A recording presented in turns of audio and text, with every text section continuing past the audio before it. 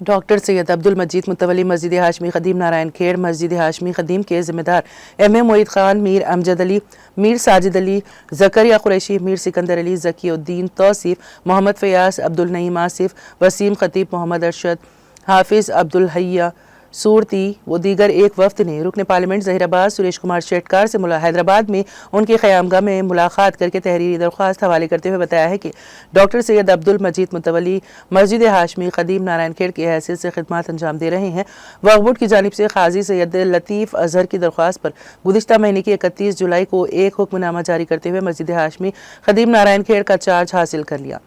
جس کے خلاف متولی ڈاکٹر سید عبد المجید نے ہائی کورٹ کو رجوع ہوئے وقف بورڈ چیئرمین و اعلیٰ عہدیداروں سے ملاقات کر کے وقف بورڈ کی جانب سے دیے گئے حکم کو منسوخ کرنے کا مطالبہ کیا اور اس معاملے میں مکمل تحقیق کرنے مسجد ہاشمی خدیم نارائن کھیڑ کے تحت وقف بورڈ کی جانب سے جاری کردہ حکم کو منسوخ کروانے اور مذکورہ مسجد کے تحت موجود 90 ایکڑ اراضی کو محفوظ رکھتے ہوئے انصاف کروانے کی اپیل کی۔